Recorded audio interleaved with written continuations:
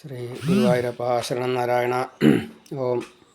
ശ്രീമദ് ഭാഗവത മഹാപുരാണം തൃതീയ സ്കന്ധം 21-ാമത്തെ അധ്യായം. അത് മനുകർദമ സംവാദത്തിലേക്ക് നമ്മളെ ഭാഗവതം കൊണ്ടെത്തിക്കുന്നതായിട്ടുള്ള രംഗമാണ്. മനുപുത്രി ദേവഹൂതിയെ കർദമൻ വേട്ടു എന്ന് പറഞ്ഞപ്പോൾ ആകൂതിയും രുചിയും തമ്മിൽ വിവാഹം കഴിച്ചു. അതിൽ സുയജ്ഞൻ ഉണ്ടായി. പ്രസൂതിയെ ദക്ഷിണ കൊടുത്തു. അപ്പം അതിൽ 16 കുട്ടികളുണ്ടായി. പിന്നെ ബാക്കിയുള്ള കഥകൾ വിസ്തരിച്ച് പറയണം എന്ന് പറഞ്ഞ സമയത്താണ് മൈത്രേയൻ വിതുരനോട് ഈ കഥ പറയണത്. ഇതിനു മുന്നേ ഹിരണ്യാക്ഷവധം എന്ന അതിഗംഭീരമായിട്ടുള്ള കഥയാണ് നമ്മൾ സ്മരിച്ചത്. മൈത്രേയൻ കർദമ തപസ്സിനെ കുറിച്ചിട്ട് പറയണു. സരസ്വതി തീരത്ത് ബിന്ദു സരസ് അങ്ങനൊരു സ്ഥലമുണ്ട്. ആ ബിന്ദു സരസ് ഉണ്ടായതിൻ്റെ രംഗം തന്നെ കർദമനുമായിട്ട് ബന്ധപ്പെട്ടതാണ്. കർദമൻ്റെ തപസ് കണ്ടപ്പോൾ ഭഗവാൻ പ്രത്യക്ഷനാവാൻ വേണ്ടിയിട്ട് വന്നപ്പോൾ കർദമൻ്റെ ശരീരം വളരെ മെലിഞ്ഞ് വല്ലാത്തൊരു ഭാവത്തിലാണ് കണ്ടത്. അപ്പോൾ വിഷമം തോന്നി. ഇത്ര കണ്ണിന്ന് 2 തുള്ളി കണ്ണുനീര് വീണു. അതാണ് ബിന്ദു സരസ്സായിട്ട് മാറിയത് എന്നെല്ലാം ഇനി നമുക്ക് കേൾക്കാം. അപ്പം അങ്ങനെ അത്രയും കൃച്ഛ്ര തപസ്സാണ് കർദമൻ 10,000 വർഷം ചെയ്തത്. അത് കർമ്മങ്ങളൊക്കെ ചെയ്തു. കർമ്മയോഗമായിട്ട്, നിഷ്കളങ്കനായിട്ട്, നിർമ്മലചിത്തനായിട്ട്, നിഷ്കാമനായിട്ടുള്ള തപസ്സാണ്. അത് ഭഗവാന് വളരെയധികം ഇഷ്ടമായി. എന്നിട്ടും 10,000 വർഷം വേണ്ടി വന്നു കേട്ടോ. കർദമൻ ഉണ്ടായത് തന്നെ ബ്രഹ്മാവിൻ്റെ നിഴലിൽ നിന്നാണ് എന്നാണ്. ചളി, കർദമൻ എന്നുള്ളതിൻ്റെ അർത്ഥം തന്നെ ചളിയാണ്. അപ്പോൾ ചളിയെ നീക്കുകയാണ് കർദമൻ തപസ്സിലൂടെ ചെയ്തത് എന്നർത്ഥം.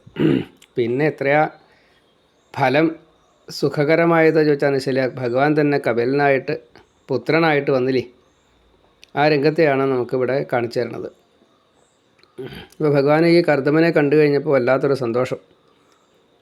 തൻ്റെ സുന്ദരമായിട്ടുള്ള ആ രൂപം ഗരുഡൻ്റെ പുറത്ത് ലക്ഷ്മീ ദേവിയോടൊത്ത് ഇരിക്കുന്നതായിട്ടുള്ള അതിസുന്ദരമായിട്ടുള്ള രൂപം, ചതുർബാഹു വിഷ്ണു സ്വരൂപം, അത് അഷ്ടബാഹു വിഷ്ണു സ്വരൂപം ഒക്കെ ആയിട്ട് കാണിച്ചു കൊടുത്തു. കർദമൻ നന്നായിട്ട് കണ്ടു, നമസ്കരിച്ചു, സ്തുതിച്ചു. പൂർണ്ണ സത്യസ്വരൂപനായിട്ടുള്ള, ജ്ഞാനതനായിട്ടുള്ള, ജ്ഞാനസ്വരൂപനായിട്ടുള്ള, കാരണസ്വരൂപനായിട്ടുള്ള ഭഗവാനെ അങ്ങേക്ക് നമസ്കാരം. അനേക ജന്മം കൊണ്ട് മാത്രമേ അങ്ങയുടെ ഈ ദർശനം സാധാരണ ഒരാൾക്ക് കിട്ടുള്ളൂ. സകാമഭക്തർക്ക് സ്വതവേ അങ്ങ് ദർശനം കൊടുക്കാറില്ല. എന്നിട്ടും ഞാൻ സകാമനാണ്, ഇത് അറിഞ്ഞിട്ടും ഭഗവാൻ എനിക്ക് ദർശനം തന്നുവല്ലോ. അതാവും ഭഗവാൻ 10,000 വർഷം തപസ് ചെയ്യിക്കാനുള്ള കാരണേ. അപ്പോൾ ഈ കൃമികീടങ്ങൾക്ക് കൂടി സ്വയമേവ കിട്ടുന്നതായിട്ടുള്ള ഈ ശരീരസുഖം, അത് ആഗ്രഹിച്ചു കൊണ്ടാണ് ഞാനിപ്പോൾ വിവാഹം വേണം, എനിക്ക് ഭോഗം വേണം, സന്താനം വേണം, ഇതൊക്കെ അച്ഛൻ എന്നോട് ആവശ്യപ്പെട്ടിട്ട് ഞാൻ ഇപ്പോൾ തപസ് ചെയ്ത് അങ്ങയെ കണ്ടപ്പോൾ ആവശ്യപ്പെടുകയാണ്. എനിക്ക് വേണ്ടിയിട്ടാണോ എന്ന് ചോദിച്ചാൽ മുഴുവൻ എനിക്കറിയില്ല. എൻ്റെ മനഃശുദ്ധി പൂർണ്ണമല്ല. എന്നാലും ശരി, യോജിച്ചതായിട്ടൊരു കന്യകയെ എനിക്ക് തരണം, സന്താനങ്ങളും തരണം, ഗൃഹസ്ഥധർമ്മം ആചരിക്കാൻ വേണ്ടി അങ്ങ് എന്നെ അനുഗ്രഹിക്കണം. അങ്ങയെ ഭജിക്കാൻ ഏറ്റവും ഉത്തമമായിട്ടുള്ള ആ ഗൃഹസ്ഥധർമ്മത്തെ തന്നെ എനിക്ക് തന്ന് എന്നെ അനുഗ്രഹിക്കണം. ഇപ്പോൾ വർണ്ണാശ്രമധർമ്മങ്ങളിലെ ഏറ്റവും നന്നായിട്ട് തന്നെ ഭഗവത് സേവാപരമായിട്ട് ചെയ്യാൻ പറ്റുന്ന ഒരു കാലമാണ് ഈ കല്യാണമൊക്കെ കഴിച്ച് കുട്ടികളൊക്കെ ഉണ്ടാകുന്ന ആ സമയത്ത് എന്നർത്ഥം. അവർക്ക് സ്വർഗം കിട്ടും, അതേപോലെ ലോകസുഖങ്ങളൊക്കെ കിട്ടുകയും ചെയ്യും. ഇതെല്ലാം ഉപേക്ഷിച്ച് കൊണ്ട് ഭഗവാങ്കലെത്താൻ, അതിനുവേണ്ടി ഭഗവാനെ ഞാൻ അങ്ങയെ നമസ്കരിക്കുന്നു. ഈ കാലം പോലും സാധാരണഗതിയിൽ കാലം എല്ലാവരെയും സ്വാധീനിക്കും വല്ലാതെ കണ്ട്. അപ്പോൾ ഭഗവാനെ സ്വാധീനിക്കാത്തതായിട്ടുള്ള കാലാതീതനായിട്ടുള്ള ഭഗവാനെ അങ്ങ് എല്ലാവർക്കും എന്നും നാനാത്വം കാട്ടിക്കൊടുത്തുകൊണ്ട് ഏത് ശരി ഏത് തെറ്റ് എന്നുള്ളത് മനസ്സിലാക്കാൻ വേണ്ടിയിട്ട് ഈ ജ്ഞാനാനന്ദ സ്വരൂപിയായിട്ടുള്ള അങ്ങയെ മാത്രം ഭജിച്ചാൽ മതി എന്ന് അങ്ങ് പറയാതെ കണ്ട് പറയുകയാണ് ചെയ്യണത്. അങ്ങനെ മായ കാട്ടിക്കൊണ്ട് അതേപോലെ തന്നെ സകാമ ഭക്തന്മാർക്ക് ഇവിടുത്തെ എല്ലാ സുഖങ്ങളെയും കൊടുക്കുന്നു, നിഷ്കാമ ഭക്തന്മാർക്ക് മുക്തിയും കൊടുക്കുന്നു. ഇഹ പര കൊടുത്ത് അനുഗ്രഹിക്കുന്ന ഭഗവാനെ അങ്ങ് എനിക്കും ഇത് രണ്ടും തരണം എന്നാ. കാരണം ഞാൻ സകാമ ഭക്തനാ. അപ്പോൾ സ്തുതിയൊക്കെ കേമായി, നല്ലോണം നമസ്കരിക്കുകയും ചെയ്തു. അപ്പോൾ ഭഗവാൻ ഒന്ന് പുഞ്ചിരിച്ചു, ഒന്ന് കടാക്ഷിച്ചു. കാരുണ്യ നോട്ടം, മായ പുഞ്ചിരി, ഇത് രണ്ടും വളരെ പ്രധാന. അപ്പോൾ ഭഗവാന് ലക്ഷ്യം എന്താണ് എന്നുള്ളത് നല്ലോണം മനസ്സിലായി. കാരണം ഭഗവാന്റെ ഇച്ഛയ്ക്കനുസരിച്ചാണ് ബ്രഹ്മാവ് കർദമനോട് പറഞ്ഞത്. ഈ കർദമനിലൂടെയാണ് സൃഷ്ടി വളരുക. അപ്പോൾ അതൊക്കെ കണക്കാക്കിയിട്ട് തന്നെയാണ്. ഭഗവാന് ചില ഉദ്ദേശങ്ങളുണ്ട്. സാഖ്യയോഗം വല്ലാതെ കണ്ട് മോശമായിരിക്കണം, കുറച്ചൊരു പാഖണ്ഡം വന്നിട്ടുണ്ട്. അപ്പോൾ അത് തിരുത്താൻ ഞാൻ തന്നെ വേണം എന്നുള്ള നിലയ്ക്കാണ്. അങ്ങനെ ഭഗവാൻ ഈ ലക്ഷ്യം മനസ്സിലാക്കിക്കൊണ്ട് അതെല്ലാം അങ്ങയ്ക്ക് കിട്ടും കേട്ടോ, അങ്ങ് എന്നെ ഭജിച്ചത് പാഴാവുകയില്ല. ഈ ബ്രഹ്മാവർത്തം ഭൂമി ഭരിക്കുന്നത് മനു ശതരൂപ അവരാണ് ഇപ്പോൾ ഭരിക്കുന്നത്. അവർ മറ്റന്നാൾ അവരുടെ മകളായിട്ടുള്ള ദേവഹൂതി അതിസുന്ദരിയാണ്. ആ കുട്ടിയും കൊണ്ട് ഇങ്ങോട്ട് വരും. പ്രായം കൊണ്ട്, ഗുണം കൊണ്ട്, രൂപം കൊണ്ട്, സ്വഭാവം കൊണ്ടൊക്കെ വളരെ നല്ലതു തന്നെയാണ്. ആ കുട്ടി അങ്ങേക്ക് ചേരും. ദേവഹൂതി എന്ന് പേര് വരാൻ തന്നെ കാരണം ദേവന്മാരെ വിളിച്ചു കഴിഞ്ഞാൽ ആ ദേവന്മാരവിടെ എത്തും. ദേവനെ ആഹ്വാനം ചെയ്യാനുള്ള കഴിവുണ്ട്, അതാണ്. അപ്പോൾ ദേവനെ കൊടുക്കാനും പ്രത്യക്ഷത്തിൽ ആ ദേവനെ കണ്ടുകൊണ്ട് കൊടുക്കാനും ഈ ദേവഹൂതിക്ക് കഴിയും. അപ്പോൾ അങ്ങക്ക് ഇതേവരെ ചെയ്തതായിട്ടുള്ള ഈ തപസ്സിൻ്റെ അതിന് അനുകൂലമായിട്ട് അങ്ങേക്ക് അത് ചെയ്യാൻ സാധിക്കും എന്ന് പറയുകയാണ്. ഭഗവാൻ ഒരാളെ അനുഗ്രഹിക്കാൻ നിശ്ചയിച്ചാൽ പിന്നെ അതിൻ്റെ മാക്സിമത്തിലാണല്ലോ അനുഗ്രഹിക്കുക. അപ്പോൾ അത് ദേവഹൂതിയെ പറ്റി സൗന്ദര്യത്തിൻ്റെ കാര്യത്തിലും കുറേയുണ്ട്. ഈ ദേവഹൂതിയെ കണ്ടിട്ട് മോഹിച്ചിട്ട് ഒരു ഗന്ധർവൻ ആകാശത്ത് കൂടെ ഇങ്ങനെ പോകുമ്പോൾ ദേവഹൂതി മട്ടുപ്പാവിലിരുന്നിട്ട് ഇങ്ങനെ പന്ത് കളിക്കുക. അപ്പോൾ ആ സൗന്ദര്യം കണ്ടിട്ട് വിമാനം ഓടിക്കാൻ മറന്നു, തലയും കുത്തി താഴെ വീണു എന്നാണ്. അത്ര സൗന്ദര്യമാണ് ദേവഹൂതിക്ക്. അപ്പോൾ അതുകൊണ്ട് അങ്ങക്ക് ആ കുട്ടിയെ വിവാഹം കഴിക്കാം. പിന്നെ മാത്രമല്ല മനുവിൻ്റെ പുത്രിയല്ലേ. മനോ ശതരൂപ എന്നുള്ളത് ബ്രഹ്മാവിൻ്റെ ഈ ശരീരം തന്നെ രണ്ടായിട്ട് വന്നതാണ്. ആ മനു ശതരൂപ മഹാവിഷ്ണു തന്നെയാണ്. മഹാവിഷ്ണു ലക്ഷ്മിയാണ്. അപ്പോൾ അവരുടെ ഒരു പുത്രി ദേവഹൂതി, അതിൽ മകനായിട്ട് ഞാൻ തന്നെ ജനിക്കാം എന്ന് പറയാൻ പോവുക ഭഗവാൻ. കർദമനോട് പറഞ്ഞു, അങ്ങയുടെ ഈ തപസ്സിൽ എനിക്ക് വളരെയധികം പ്രീതിയുണ്ട്. അതുകൊണ്ട് അങ്ങയ്ക്ക് ആദ്യം 9 പെൺകുട്ടികൾ ഉണ്ടാവുന്ന. ഈ 9 പെൺകുട്ടികളിൽ അങ്ങ് അവർക്ക് ഭർത്താക്കന്മാരായിട്ട് പ്രജാപതിമാരെ തന്നെ കൊടുക്കാൻ അങ്ങയ്ക്ക് സാധിക്കും. ബ്രഹ്മാവ് തന്നെ ആ വേളി നടത്തും. പിന്നെ അങ്ങയ്ക്ക് പുത്രനായിട്ട് ഞാൻ തന്നെ വരും, സാഖ്യം പരത്താൻ വേണ്ടിയിട്ട്. അമ്മയെ ഞാൻ മുക്തയാക്കുകയും ചെയ്യും. അങ്ങ് മുക്തനാവും. ഇങ്ങനെ ഏതൊക്കെ തരത്തിലാണോ അനുഗ്രഹിക്കേണ്ടത് ചോദിച്ചാൽ ശരി, അത്രയും കൂടുതൽ നന്നായിട്ട് തന്നെ അനുഗ്രഹിച്ചു. അപ്പോൾ ഭഗവാനും സന്തോഷമായി, കർദമന് സന്തോഷമായി. അങ്ങനെയാണ്. ഇപ്പോൾ കർദമൻ ഭഗവാനോട് പറഞ്ഞു അത്രേ, ഭാഗവതത്തിൽ ഇല്ലാത്ത കേട്ടോ, ആചാര്യന്മാർ പറയണതാ. ഭഗവാനെ എനിക്ക് അങ്ങയുടെ പൂർണ്ണ രൂപം കാണണം, പിൻഭാഗം കൂടി കാണണം എന്ന് പറഞ്ഞു എന്നാ. കാരണം കർദമൻ എന്നുള്ളത് ചളി അല്ലെങ്കിൽ ഛായ, നിഴലിൽ നിന്നാണ് ഉണ്ടായത്. അപ്പോൾ അത് എങ്ങനെയാവും എന്നിങ്ങനെ ഒന്ന് സംശയിച്ചു അത്രേ. അപ്പോൾ സാധാരണഗതിയിൽ അന്തർധാനം ചെയ്യുകയാണ് പതിവ് ഭഗവാൻ പ്രത്യക്ഷപ്പെട്ട് കഴിഞ്ഞാൽ. ഇവിടെ ഭഗവാൻ എന്താ ചെയ്തത് വെച്ചാൽ തിരിഞ്ഞു പോയി എന്നാ.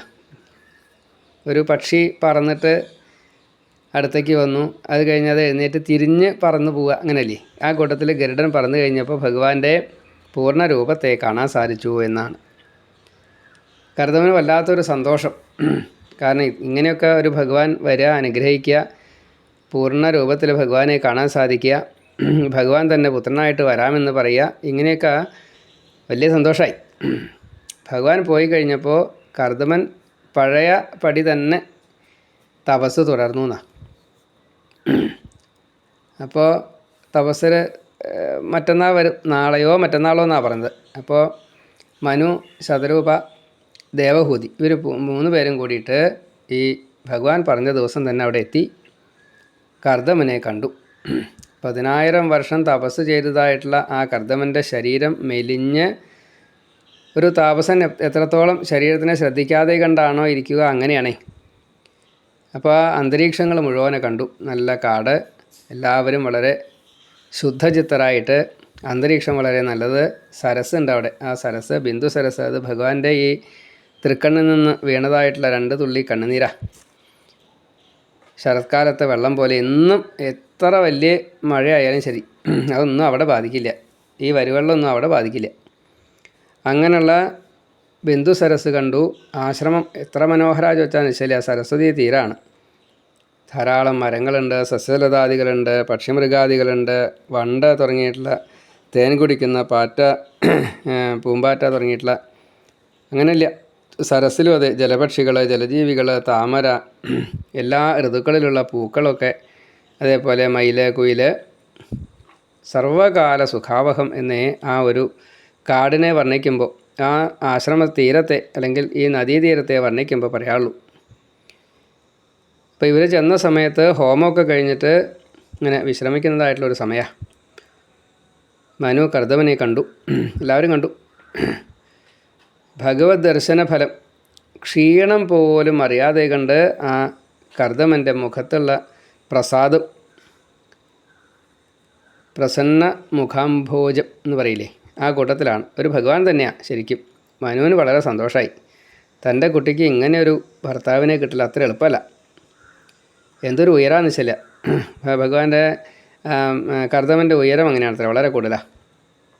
അപ്പോൾ ഭഗവാൻ പറഞ്ഞ പ്രകാരം തന്നെ അങ്ങോട്ടും ഇങ്ങോട്ടും ബഹുമാനം തോന്നി എന്നാണ്. മനുവിന് കർദമനെയും, കർദമന് മനുവിനെയും. അങ്ങനെ മനുവിനെ സ്വീകരിച്ചു. കുശലം പറയുക, പൂജിക്കുക, അങ്ങോട്ടും ഇങ്ങോട്ടും ഒക്കെ ഉണ്ട്. ഈ ബ്രാഹ്മണനായിട്ടുള്ള കർദമൻ രാജാവിനെ നല്ലോണം പുകഴ്ത്തി. അങ്ങില്ലാച്ചാൽ സജ്ജനരക്ഷ എങ്ങനെയാണ് നടക്കുക, ദുർജന ശിക്ഷ എങ്ങനെയാണ് നടക്കുക, സൂര്യചന്ദ്രന്മാരെ പോലെയല്ലേ, സമഭാവനൻ അല്ലേ, നികുതി പിരിക്കും വീതിക്കും, അതേപോലെ അഷ്ടദിക്പാലകന്മാരെങ്ങനെയാണോ ഈ ഭൂമിയെ അല്ലെങ്കിൽ പ്രപഞ്ചത്തെ രക്ഷിക്കുന്നത്, അതേപോലെ രാജാവ് അത് ചെയ്യണു. എല്ലാ ദേവന്മാരും ഈ രാജാവിൻ്റെ പല ശരീരത്തിൻ്റെ പല ഭാഗങ്ങളിലായിട്ടാണല്ലോ ഇരിക്കുന്നത്. അതേപോലെ ഈ ദേവഗണങ്ങളെ പോലെ സൈന്യം അവർ കാടും നാടും വീടും കുടുംബവും വ്യക്തികളെയും ഒക്കെ നന്നായിട്ട് തന്നെ പരിപാലനം ചെയ്യണു. ഇതൊക്കെ രാജാവിൻ്റെ മേന്മയാണ്. വർണ്ണാശ്രമ ധർമ്മങ്ങൾ വേണ്ട വിധത്തിൽ ചെയ്യണു. പൂജാതി കാര്യങ്ങളെല്ലാം സ്വയം ചെയ്യണു, മറ്റുള്ളവരെ കൊണ്ട് ചെയ്യിക്കണു, കള്ളന്മാരെയൊക്കെ ശിക്ഷിക്കണു. അങ്ങ് മഹാത്മാവ് തന്നെയാണ്, ഇവിടേക്ക് വന്നുല്ലോ അതും കുടുംബസമേതം. ഞാൻ വളരെയധികം സന്തുഷ്ടനാണ്. അങ്ങ് എന്തിനാണ് വന്നത് അതും കൂടി പറയണം. എന്നെ അനുഗ്രഹിക്കണമെന്നാ ആഗ്രഹം പറയൂ, ഞാനത് സാധിപ്പിച്ചു തരാമെന്നും പറഞ്ഞു. ബ്രാഹ്മണനാണ്. രാജാവ് എന്തെങ്കിലും കാര്യത്തിനാണ് സാധാരണ ബ്രാഹ്മണരെ കാണാൻ വേണ്ടിയിട്ട് വരിക. അപ്പോൾ അങ്ങോട്ട് പുകഴ്ത്തിയതിൻ്റെ ശേഷം പറഞ്ഞു, എന്താ ആഗ്രഹിച്ചാൽ ഞാൻ സാധിപ്പിച്ചു തരാം. നമ്മുടെ ഭഗവത്വമുണ്ട് കർദമനെ, അതാണ്. അപ്പോൾ രാജാവിൻ്റെ ഈ ഗുണം, കർത്തവ്യം ഒക്കെ കേട്ടതായിട്ടുള്ള മനു കർദമനോട് കുറച്ചൊരു ലജ്ജയോട് കൂടിയിട്ട് പറഞ്ഞു എന്നാ. കാരണം തന്നെ പുകഴ്ത്താൻ തനിക്കൊന്നുമില്ല. പക്ഷേ കർദമൻ അങ്ങനെയല്ല. ഇത്രയും തപസ്സൊക്കെ ചെയ്ത് തന്നേക്കാൾ വളരെ മീതെയാണ്.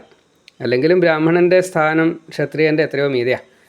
അപ്പോൾ എന്നെ പുകഴ്ത്തുക ഈ ബ്രാഹ്മണൻ, അത് ശരിയല്ല. അപ്പോൾ കുറച്ചൊരു ലജ്ജ വന്നു എന്നാ. വേദത്തെ പരിപാലിക്കാനായിട്ടും അതേപോലെ ദേവന്മാർക്ക് വേണ്ടതൊക്കെ കൊടുക്കാനും അവരിൽ നിന്നുള്ള ഈ അനുഗ്രഹത്തെ സാധാരണക്കാർക്ക് എത്തിക്കാനും വേണ്ടിയിട്ട് ബ്രാഹ്മണർ വേദത്തെ പ്രയോഗിക്കുന്നവരാ. സ്വാധ്യായാദികളെ കൊണ്ട് യാഗം ചെയ്യിച്ച് ദാനം വാങ്ങിയിട്ട് ദാനം കൊടുത്തിട്ട് ഇങ്ങനെയൊക്കെ. അപ്പം ഇങ്ങനെ രക്ഷിക്കുന്നവരായിട്ടുള്ള ആ ബ്രാഹ്മണർ അവർക്ക് എന്തെങ്കിലും ആവശ്യം വെച്ചാൽ രാജാവിനോട് പറഞ്ഞാൽ രാജാവ് അതിന് വേണ്ടിയിട്ട് എന്തൊക്കെയൊക്കെ ചെയ്തു കൊടുക്കാറുണ്ട്.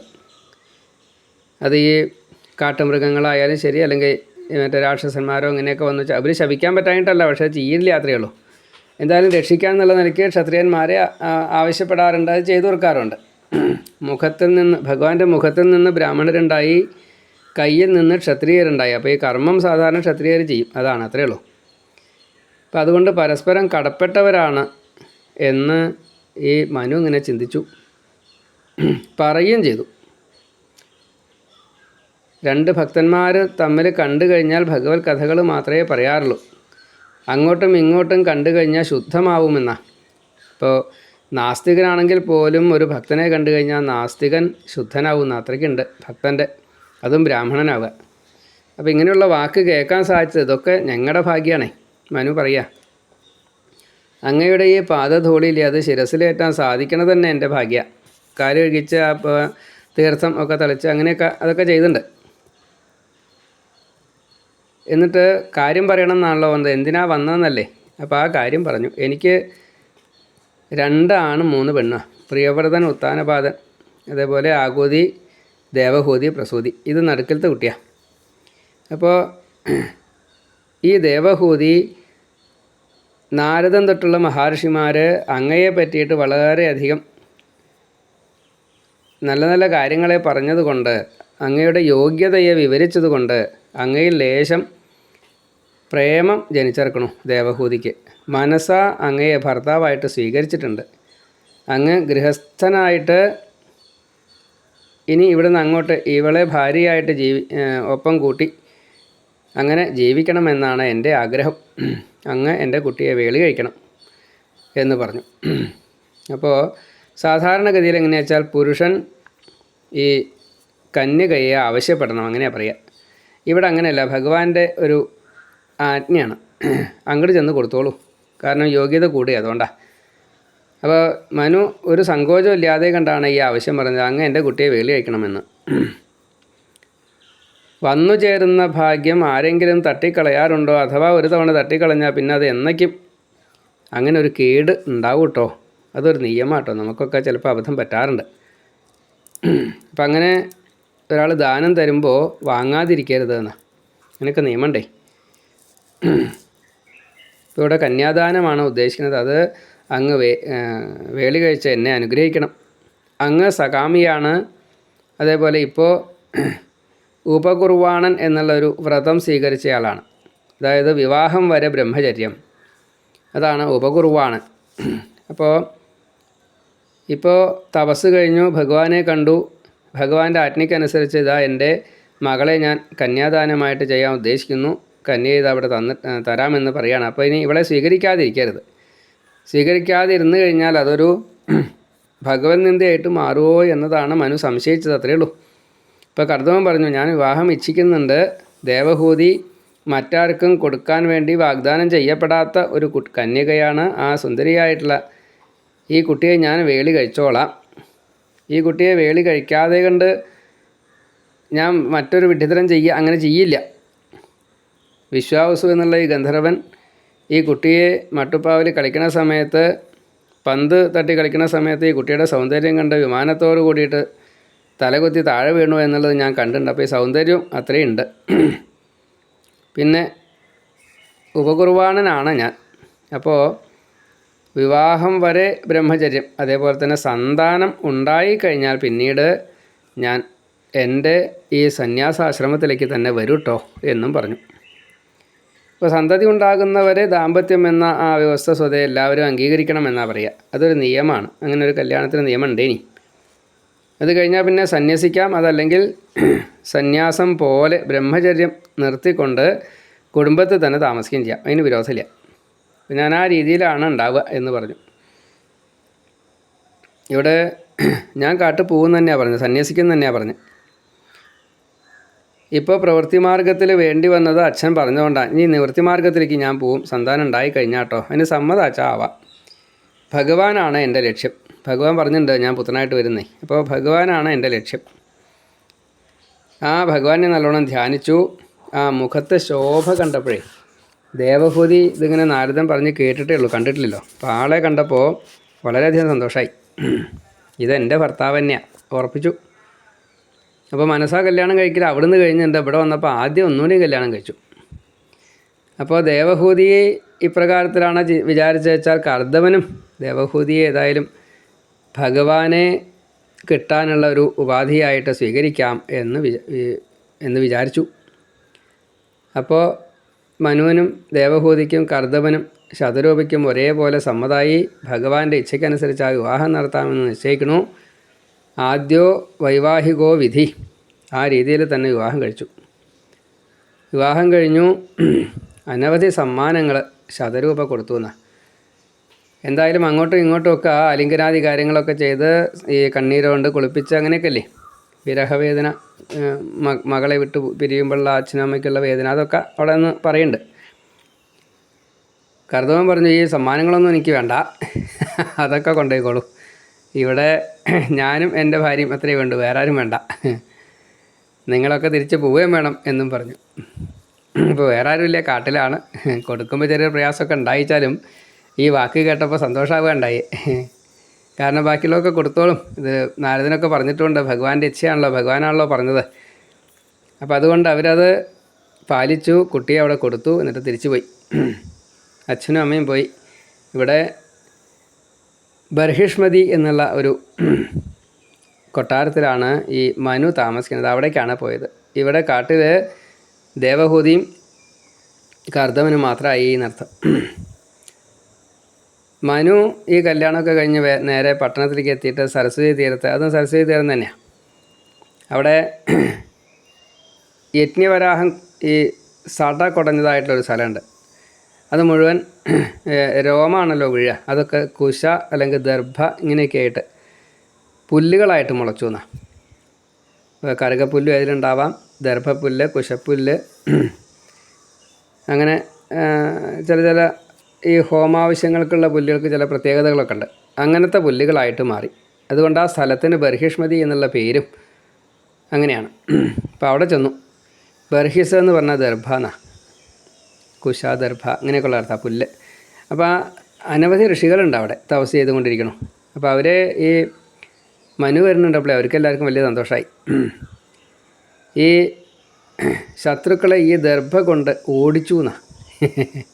അതാണ്, അത്രയ്ക്കുണ്ട കഴിവേ ദർഭയ്ക്കേ. അങ്ങനെയാണ്.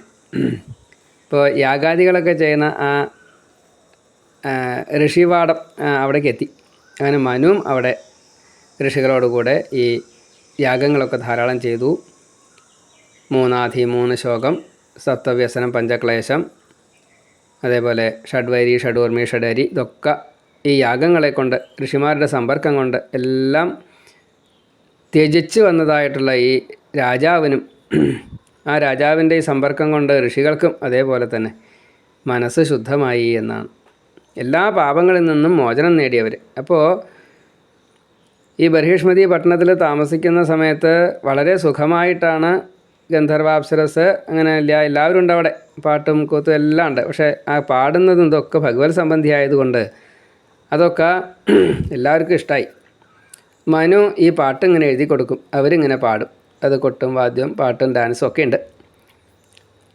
ഈ കീർത്തനങ്ങൾ മനുസ്മൃതി എന്ന രീതിയിൽ നിയമമായിട്ട് പറഞ്ഞതൊക്കെ പാട്ടായിട്ടൊക്കെയാണ്. അപ്പോൾ അതിങ്ങനെ എല്ലാവർക്കും അതിൻ്റെ ഗുണഫലത്തെ കിട്ടിയെന്ന, ലോകസുഖമാണ് ലക്ഷ്യം. രാജാവ് അങ്ങനെയാണല്ലോ. അങ്ങനെ ഭഗവാനെ പൂജിച്ചുകൊണ്ട് നാമം എഴുതുക, മറ്റേ ഈ കീർത്തനങ്ങൾ എഴുതുക, ഭാഗവതം എഴുതുക, ഋഷിമാർക്ക് തത്വങ്ങളെയൊക്കെ അങ്ങോട്ട് പറഞ്ഞു കൊടുക്കുക, ഇതൊക്കെ ഒരു സ്ഥിരമായിട്ട് അവിടെ ഈ ഒരു മന്വന്തരം തന്നെ 71 ചിലാനം ചതുർയുഗങ്ങളുണ്ട്. അത്രയും കാലം, അത്രയും വയസ്സാണ്. അങ്ങനെ സുഖമായിട്ട് അവിടെ താമസിച്ചു എന്നാണ്. ആദ്യത്തെ മന്വന്തരം ഇങ്ങനെയാണ് ഉണ്ടായത്, സ്വയംഭൂമനു ശതരൂപിയോട് കൂടിയിട്ട്. അപ്പോൾ വളരെ സുഖമായിട്ട് ആ കാലത്താണ് മനുസ്മൃതിയൊക്കെ ഉണ്ടായത്. ഇനി അതൊക്കെ 8ാമത്തെ സ്കന്ധത്തിൽ നമുക്കത് കേൾക്കാം. ഇങ്ങനെ ആ വിവാഹം വളരെ ഭംഗിയായിട്ട് കഴിഞ്ഞു എന്ന് പറയുകയാണ്. ഇനി ബാക്കിയുള്ള കഥകൾ, കാട്ടിൽ കർദമനും ദേവഹൂതിയും തമ്മിലുള്ള സുഖജീവിതത്തെക്കുറിച്ചാണ് പറയുന്നത്. അത് നമുക്ക് അടുത്തേൽ പറയാം. സർവത്ര ഗോവിന്ദനാമ സങ്കീർത്തനം, ഗോവിന്ദ ഗോവിന്ദ. അവർക്ക് പുത്രിമാരുണ്ടാവുന്നത് ഈ കപില മഹർഷി പുത്രനായിട്ടുണ്ടാവുന്നത് ഒക്കെയാണ് ഇനി പറയാനുള്ളത്. നാരായണ നാരായണ.